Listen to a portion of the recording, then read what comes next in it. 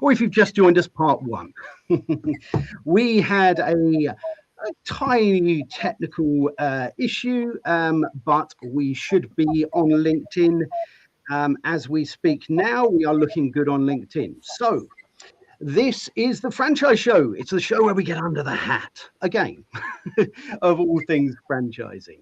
And it's a live show. So please get involved where you can. Pop in a comment, get involved in our conversations.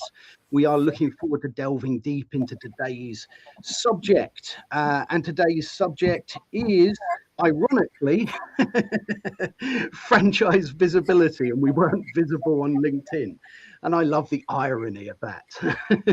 But hopefully we are now. So looking forward to seeing your comments as they're coming through now on LinkedIn. And we have a fantastic guest joining us. If you joined us for the first bit, this is the second introduction. But we had the lovely Michel Leconte from SeoSamba. Fantastic to have you back with us for a second time today. Michel, welcome to the franchise show. We're getting friendly. Yes, absolutely. Thank you, Harvey, for having me. Oh, it's a fantastic to have you with us. You've been a great supporter of mine. I've been a big fan of you and what you do in your business for many years now. So it's fantastic to have you on. The topic we're talking about today is franchise visibility. But before we get into that topic, we are going to do another cheeky little introduction to yourself and to SeoSamba. To prove it wasn't scripted, of course, it's going to be. Absolutely. Absolutely. Well, let me, absolutely. I can do that. So I'm Michel Leconte. I'm the CEO of SeoSamba. I'm still the CEO of SeoSamba after this long 5 minutes. And SeoSamba is a marketing automation and sales automation platform that is very well suited for multi-location brands. So we work with lots of franchise. In fact, we provide the in marketing infrastructure, right, and operational infrastructure now, because we also provide point of sale system. So that we just released a few weeks back, and that positions us in an excellent situation to help franchise brands, implement AI initiatives, because we supply that infrastructure to them first, so that the AIs can have the right context to produce results, which is a challenge, and we might actually talk about that today. Absolutely. I think it's going to be, AI is such a relevant topic, and it's such an interesting one for our franchise businesses. So it's really important to delve deep into that.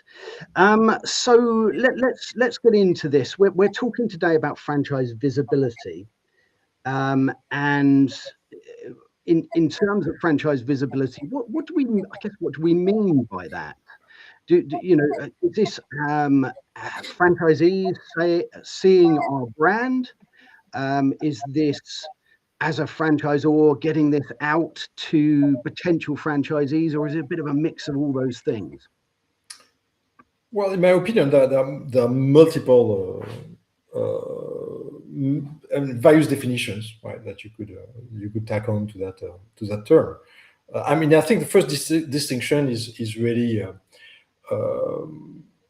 that visibility is different than just marketing, right? Because many brands think about visibility in terms of social posts, ads, but the real visibility, first of all, starts when you can see what's happening in your franchisees units, right? In my opinion, so that would be one thing. So. Of course, you do have the marketing aspect, but it's not only about this. I mean, there are elements that have to do with the balancing, control, and alignment, if you will, of the brand, right? Where everybody sees the same data, right? I think that's also another way to look at it, right? That that leads to potentially compliance issues, right? As well. And then in the franchisor's journey, in most franchise brand journeys, there is a private equity outlook at some point. And so in that realm, I think the idea that having visibility in your system is also an element that is taken into account private equity when it comes to valuation, for instance. And it can play both ways, right? I mean, one way is to look at it and say, well, those guys have been able to achieve quite a bit of a market presence and some results, even though they don't have the systems in place. And so, the way that we operate, essentially, those brands, we're going to take them on, and we know that we can actually turn them into something a lot more valuable than what they are right now. So we can acquire them if not on the cheap, actually cheaper than if they had really that visibility into their unit and the systems in place, right? So it's not, visibility is also a valuation metric. That's I think what I'm getting at. Yeah, I think you're absolutely right. I have been told that we're still not live on LinkedIn, but we're gonna power through today, and we're gonna keep going because this is a valuable conversation, and we are gonna make this visible afterwards. That's for sure. With Michel's help, we will make this recording visible to every single one of you that's looked at this. In fact, it's probably going to be a challenge that we will take on. Yeah, I mean, look, I completely agree with you, Michel. It's so important. And when you take different franchise businesses, do you think that visibility in a certain sector means something different to visibility in another? Let's take a coffee shop, or let's take a burger chain.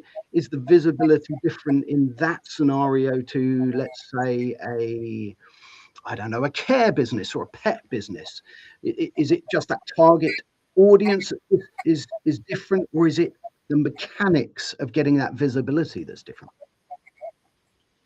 Yeah, so I mean, obviously the channels, the mix of channels, right, might be different and adapted to your target market and audience. I think, especially when you talk about the emerging brands, first and foremost, you want to make a distinction between visibility when it comes to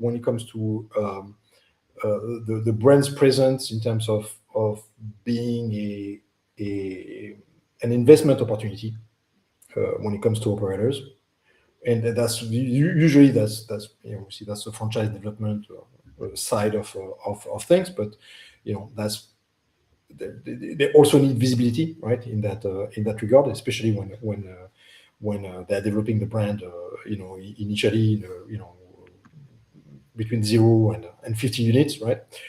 And then you have the brand marketing visibility, right? So when it comes down to brand marketing visibility, obviously you're going to use a different mix of channels to achieve that, and tactics, right? To get that market visibility bit, right? Of that you try to get. Yeah, absolutely. Yeah. I think you're absolutely right. And look, I think visibility is also about visibility of the people within these brands as well. And when you're talking about an individual being visible on behalf of their brand, how do you think that works in terms of like a service that you provide? Can that work for individuals, or are we just talking about brands? Well, so the personal in our industry, there is a whole segment of the industry that takes care of what is called ORM,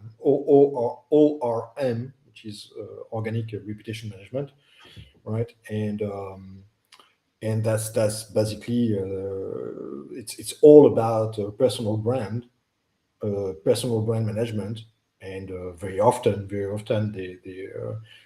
they will engage essentially outfit to manage issues and control damage control situation where there's damage that has been done one way or another, right?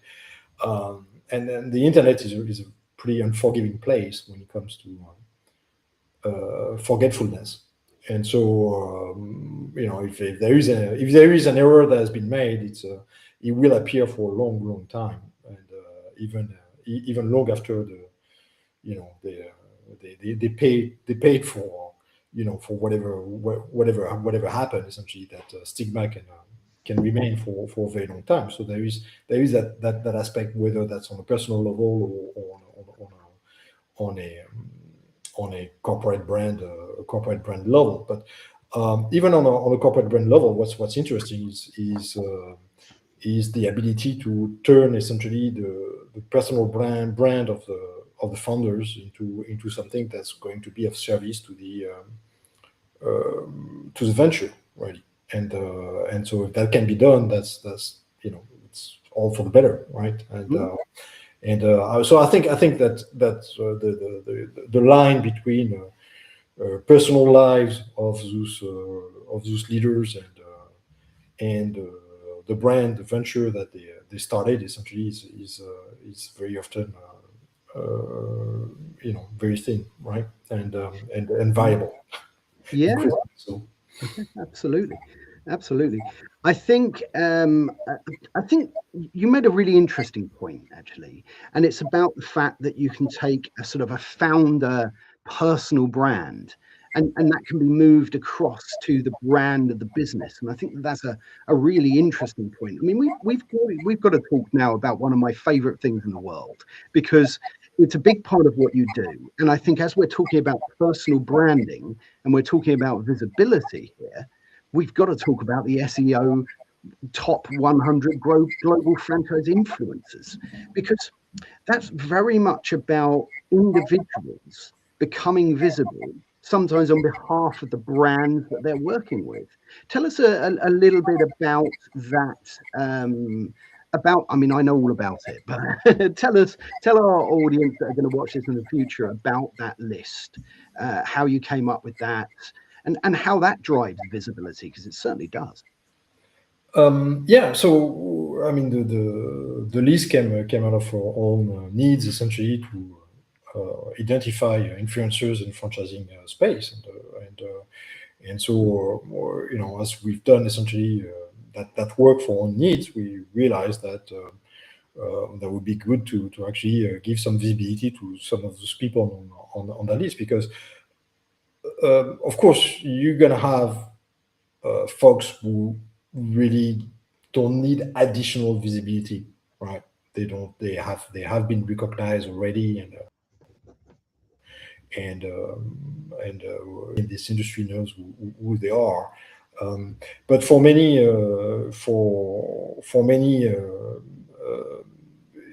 contributors to the industry, it's a very competitive space, and I think that it's helpful to recognize the efforts and the contribution of people across the board. And it's not only a US-based list. I mean, it's a global franchise influencers, and there are people from all over the world, not only the English-speaking world, in fact, on that list. And so every year we try to have a combination of folks that make it to the list, essentially, that represent also the achievements that they were able to accomplish that previous year, right? And so it is a popularity contest. And there are, if you are an influencer, then you should be able to marshal your supporters and network, essentially, to nominate and to vote to support your nomination, right? So that's part of the game there. But yes, as you full well know, essentially, that can be helpful to people that are up and coming as well in the industry, to carve out a niche and show what they're able to accomplish at another level of visibility. So we are happy to support that, right, as much as we can. Yeah, absolutely. I mean, it's a very important part of my journey, to be honest with you. I mean, when I first entered the franchise space, one of the first things that I came across on LinkedIn, one of the first things that was visible to me, I came across this list. I came across an individual that was on this list. It was Mara Fridolica, I think, from Italy, in fact. And this was a few years ago. And I came across her and I saw that she was on this list. And I thought, oh, what's this list? And I started looking at it, and all these individuals across the world, like you said, a really diverse selection of individuals from across the world. And I thought, these are people I'd like to be connected with. And I made it my task of trying my best to send out a really polite message and try and connect with these individuals that were on this list. And you know, over a slow course of time, I connected with more people on the list, and it really helped me. And I can't believe it to say it, that I've been part of that list and been recognized on that list with this show. And I say me, it's not me, it's the people that are part of this show. It's the audience, it's the people that are the guests, it's the community. And yeah, you certainly have been consistent essentially with your, you know, in your endeavors and your efforts, Harvey. So I think it's just only natural that for you to be on that list. I think that makes perfect sense. Wow. And then you've been able to marshal essentially the support of your followers, so that, you know, it's not only me saying it. That's also that's basically apparently that's a consensus, right? So, you know, congrats to you for being on the list. Thank you very much. And you know, it means a lot. And any recognition, as I say, is for me a recognition of the show and the community that's part of it. We are definitely going to do an episode again, and in fact I'm going to be talking to Michel to see if he's available on the 17th of March. In fact, I don't know if you are, Michel. You can have a look, because I'm certain we can get this to go live. I know exactly what's happened, but at the moment it's just a lovely conversation that is going to be recorded. It is going to be put out there, and as I say, I think I'm going to make it my challenge with this to see how visible we can make this, following on from this episode today. So if you are watching in the future, okay, put in a comment and say you watched it, what date you watched it, and how you found it, okay? Because I want this to be something in the future that people are looking back on and go, it's all about visibility, and I did see it. Yes, I wasn't there live, but I did see it. And why did I see it? How did I see it? So we're going to take this as a personal little challenge, and we're going to do another live version of this conversation that you can get involved in a couple of weeks' time, hopefully, if Michel is available. That's cutting edge at this point. Yeah, we're talking about time travel and everything. We are. It's crazy stuff. That's it. There could be people listening from the distant future about this. Excellent. We have the lovely Simon Wise, who has, of course, powered through and found a way to watch this live on YouTube. And he's put in a question here. He's put, how does a new franchise brand gain visibility in a crowded marketplace to recruit franchisees? Slice and dice. Slice and dice. Yes, don't go head to head with the majors. I mean, you need to choose, pick the ground on which you're going to fight, right? Because you can compete at probably at the national level, but you can probably compete on local level, right? So stick close to something that's where you're going to be able to operate, first of all, right? So you're going to be able to support the first few franchisees,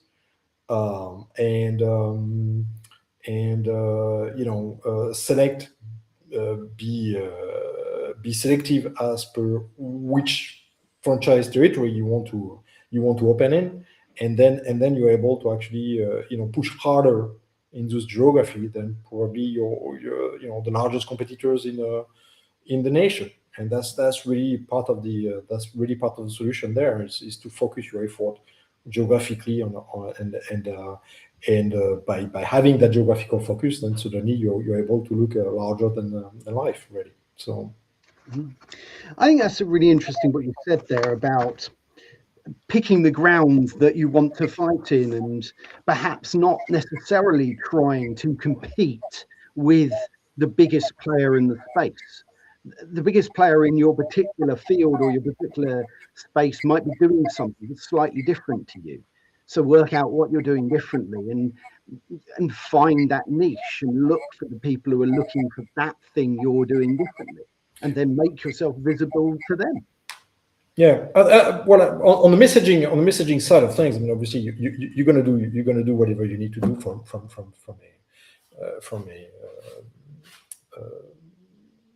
a positioning standpoint and what's not. But if you are a hippo, you're a hippo, right? I mean, you can paint stripes on the side. You're still going to be a hippo. So you should be clear, about what you are and where you are at in your franchisor's journey, right?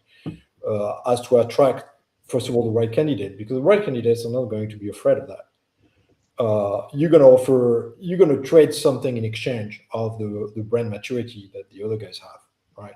And so you want to be clear what the exchange is, what the deal is, and sometimes it will help you, attract, maybe operators that have more of an entrepreneurial streak than the operators that you're going to recruit later on in the process.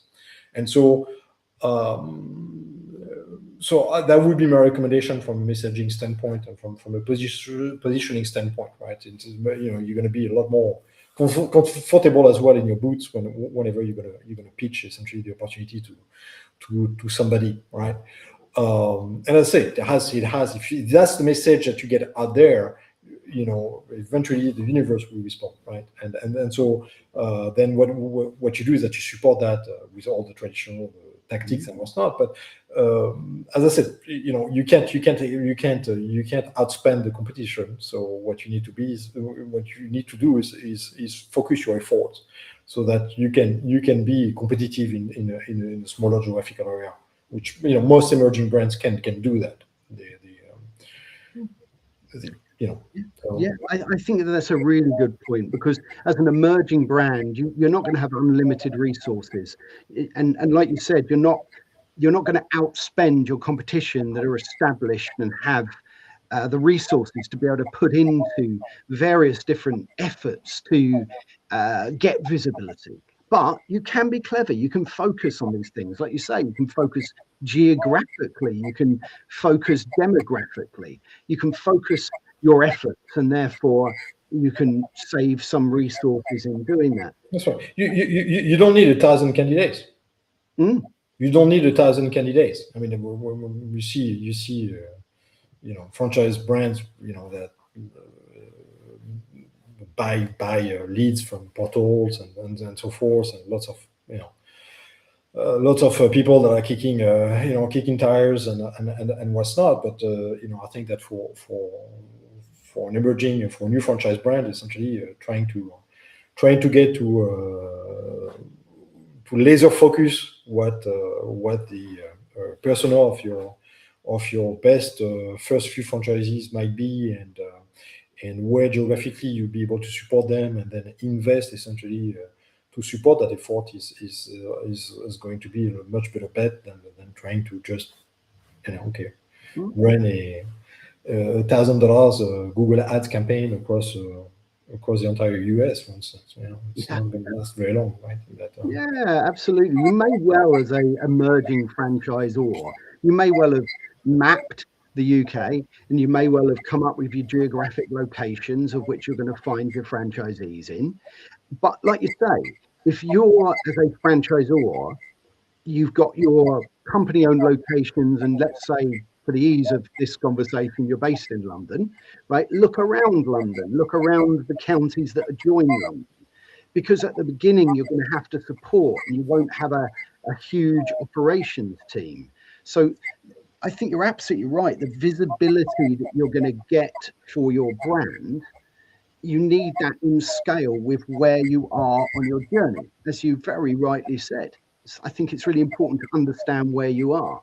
And if you're new, then you're at the beginning of that journey. And like you say, it's important then to laser focus down on perhaps geographic areas, perhaps demographics as well, but particularly geographics. Yeah. I mean, you need folks initially. You need folks who actually can contribute to the concept.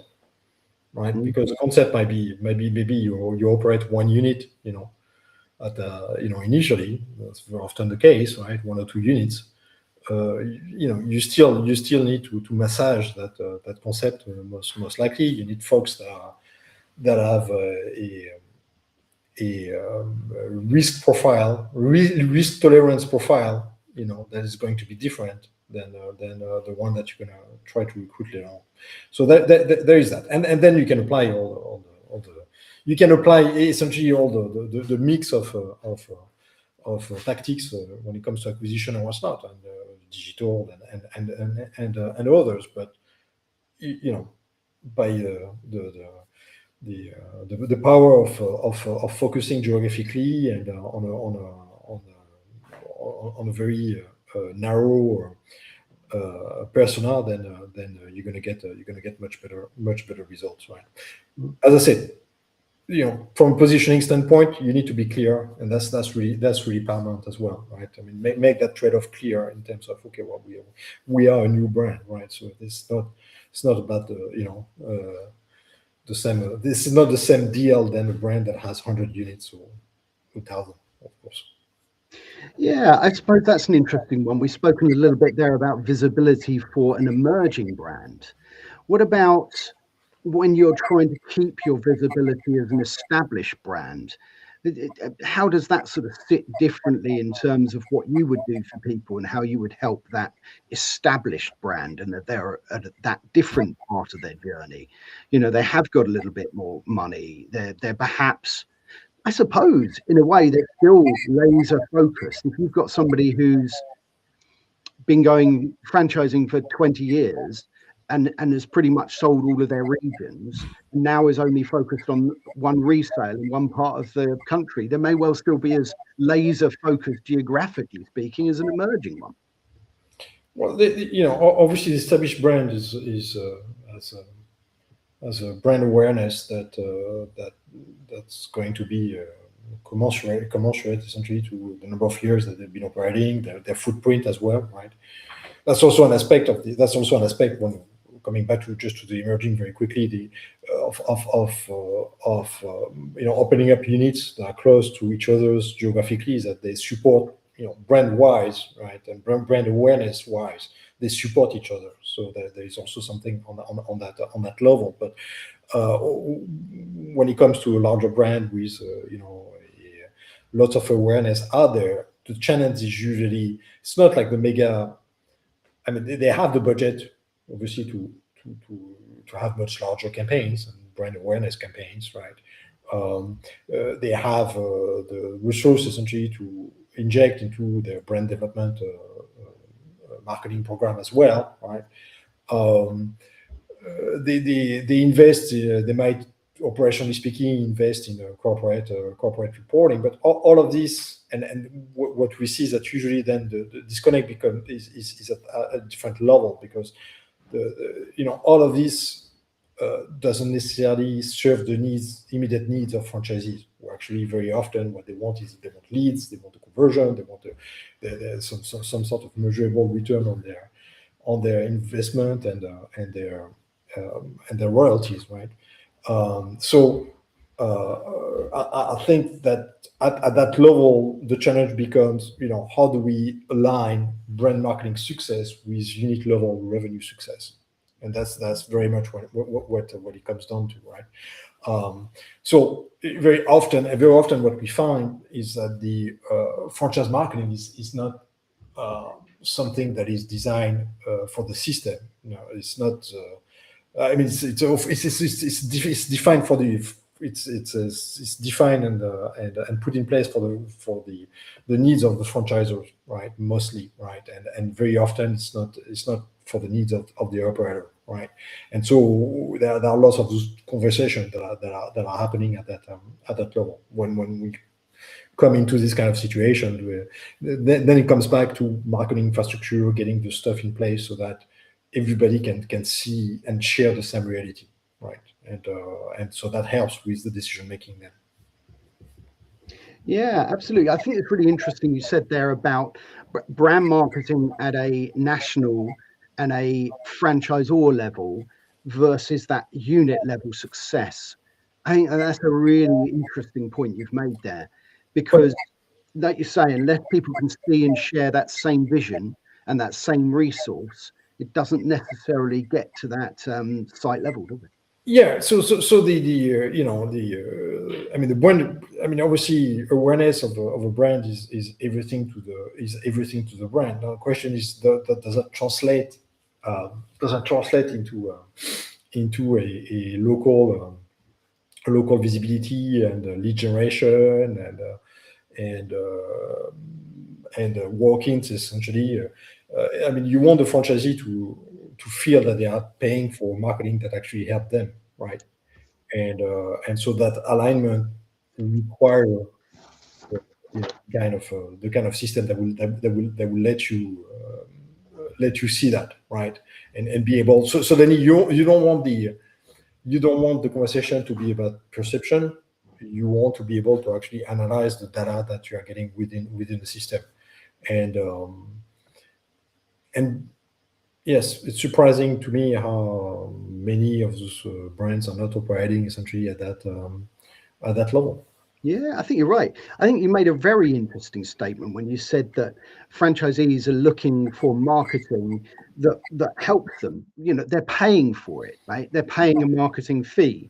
What are they getting for it? How can they measure it? And in terms of marketing as a franchisor, when you think about visibility, when you think about marketing, I think you're right earlier when you were saying that you're looking at attracting new franchisees. When you're looking at marketing as a franchisee, you are looking at attracting new customers to your business. But ultimately, all franchise businesses work on the same model. That if you can get the burger eating customer or the coffee drinking customer or the pet care using customer in and using the franchisee service, that then filters up and supports the franchisor. But it's a very fine and delicate balance.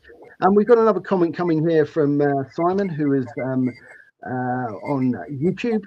He's put, is there a limit to how many times you should be mailing out to your sales funnel?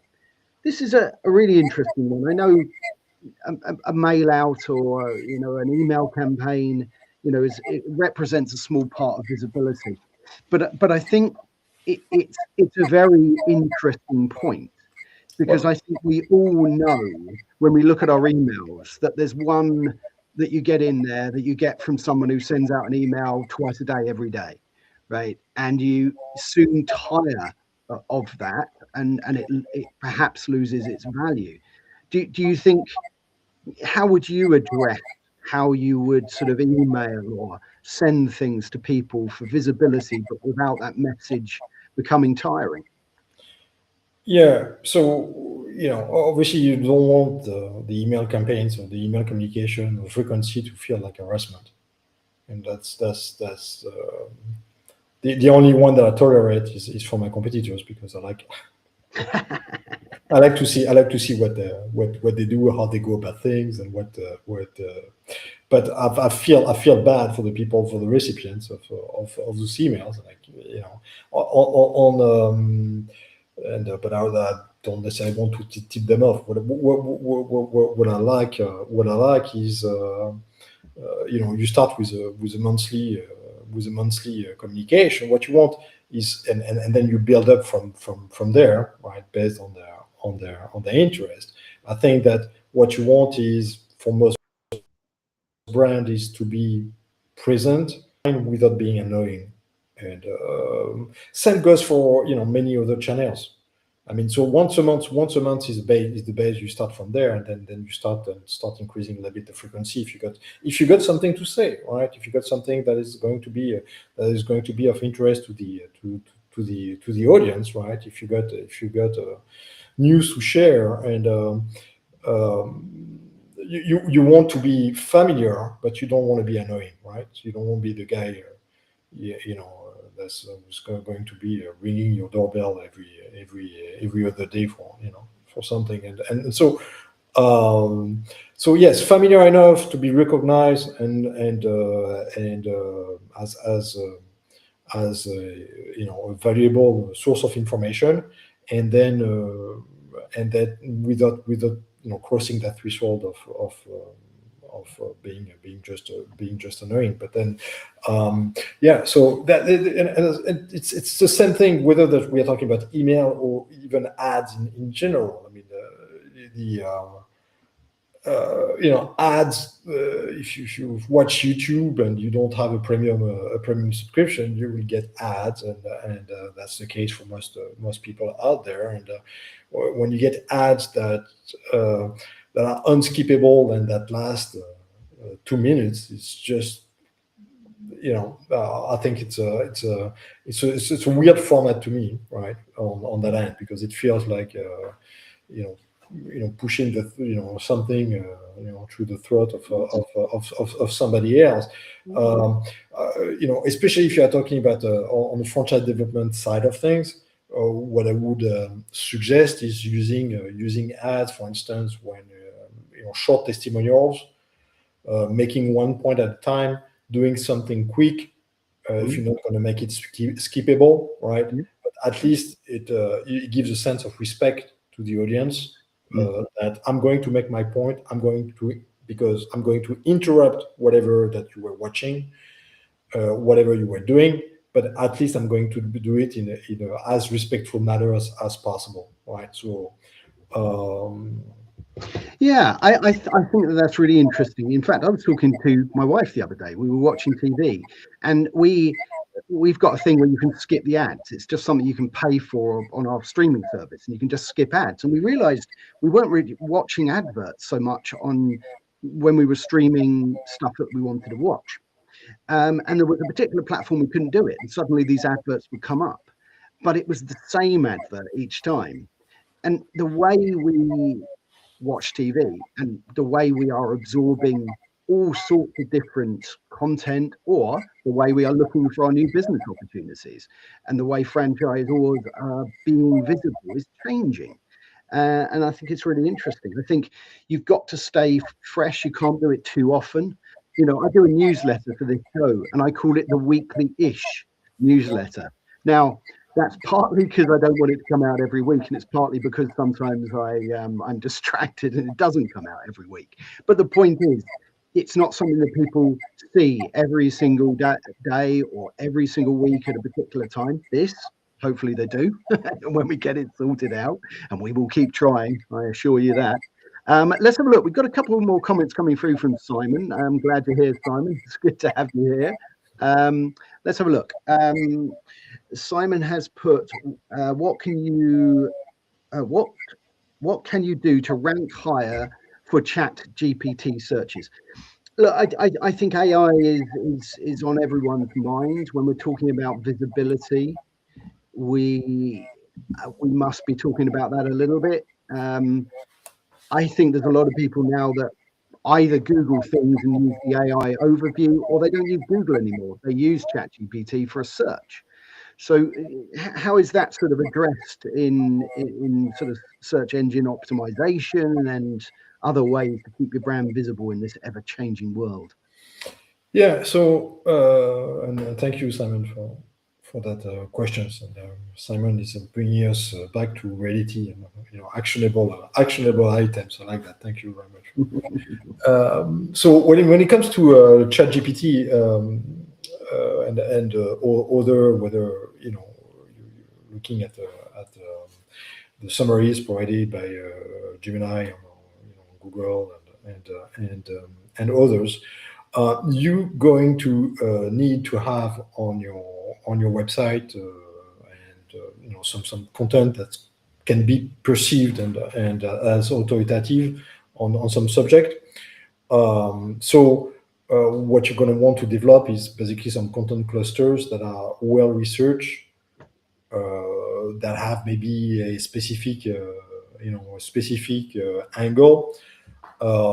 So that's to establish essentially getting across the fact that you are actually an expert in that domain, right? And so every brand basically can do that. A few of them so actually bother to really develop content in that fashion. However, has proven to be very effective, but it's not sufficient. So it's a condition that is necessary, but it's not sufficient. In addition to that, what you need is having others essentially looking at you in that same way. So supporting essentially the fact that you have some authority, to speak on a particular topic, right? And so the name of the game when it comes to SEO has been since the Google came up with PageRank as an algorithm to rank web pages, right? It has been a lot about link equity, right, and managing link equity within your website, but also and for the most part from links coming from other websites. And so the most authoritative is the website that mention your name and link to your web page has been counted by Google as being a vote essentially for that particular web page and help it rank higher. When it comes to ChatGPT, the link is not so much as important as for with Google. What matters is to be mentioned and to be cited, and obviously the location and the brand and the website where your own brand is being mentioned matters as well, right? And so the game has evolved in that sense a lot more towards having citation campaigns, but also PR campaigns, working on your Google knowledge graph, right, which is basically what's feeding Wikipedia and other entities, so that there is an understanding that can be developed, around the brand, around the people working for the brand, and how authoritative they are on certain topic, right? So all of those signals, right, are going to help you rank, higher in ChatGPT in ChatGPT searches, right? So not only the content that can be crafted on your website, but the way that authority is relayed across platforms, right? I think it's really interesting as well, because you're not just thinking now about your own website, you're thinking about other articles, other people's websites, other people mentioning you, links from other people going back to this. And this is all helping your SEO. This is all helping it in terms of ChatGPT and Gemini and these other AI type search engines. And it's understanding how, you mentioned a word there, content clusters as well, which I thought was an interesting word. You've got to sort of package these things together from different sources, so that when ChatGPT is scouring the internet and it finds citations from different places, that's giving it more confidence to give that information about your particular franchise opportunity, isn't it? Yes. So so ChatGPT needs to have that confidence. Needs to have that confidence level, right? To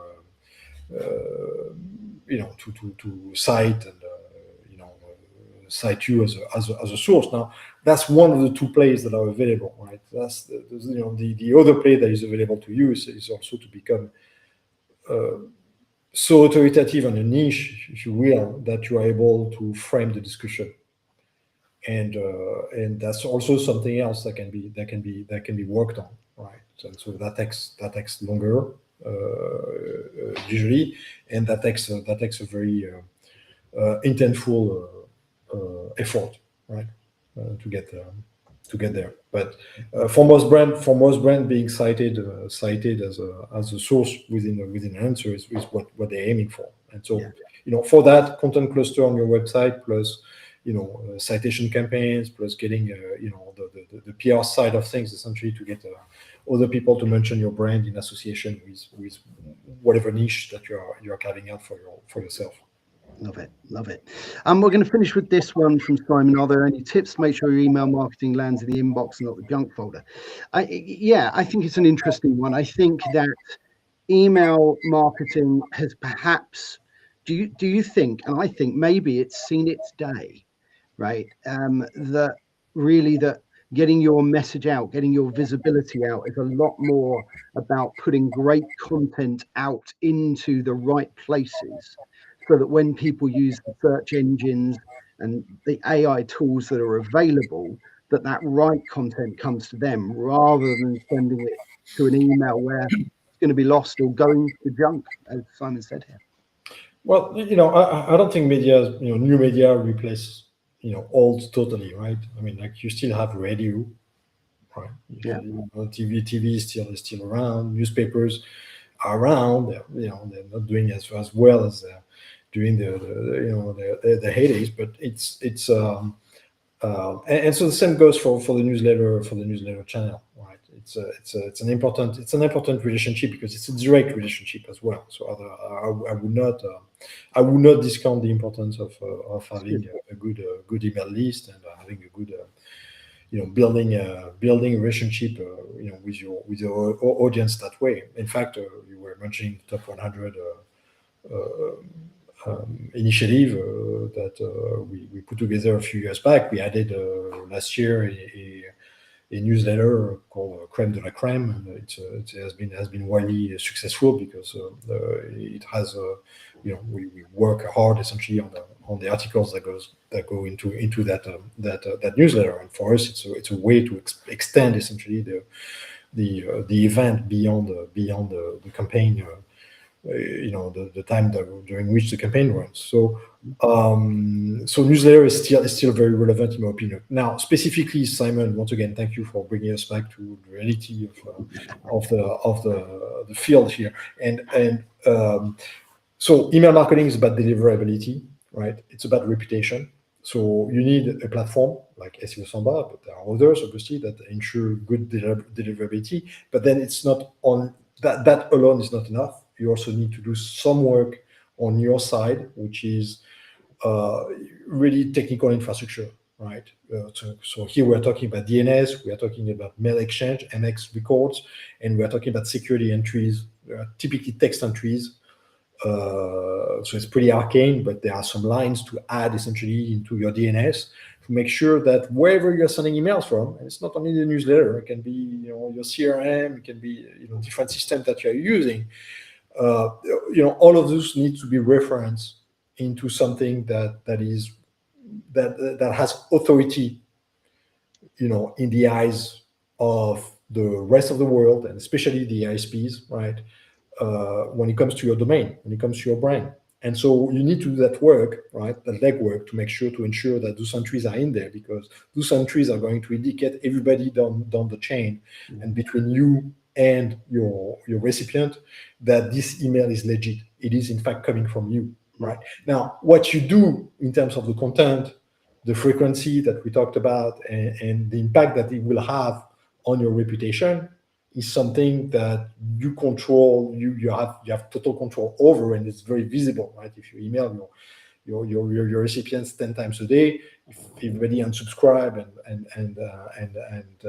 say that you're a spammer, there's a chance that yes, you're going to be seen as this way, and your reputation is going to be pretty bad. So you're not going to be able to deliver to the inbox. But the part that we see more often is that people don't do that, but they still don't know why their emails is not landing into the inbox. And very often the answer is, well, you haven't done the technical work essentially that goes in a back end to ensure that everybody understands that your emails are in fact legit. That's really interesting. There's a lot, there's a lot of technical stuff that goes on behind the scenes to make sure these things, they don't just happen for a reason. So yeah, I love that. We have come to the end of the first part of today's show. So this is the bit where the camera goes off for a little bit. You're not allowed to see me without wearing a hat. It's illegal now, apparently. But I am going to come back on now, and look at that, got a beauty on. There we go.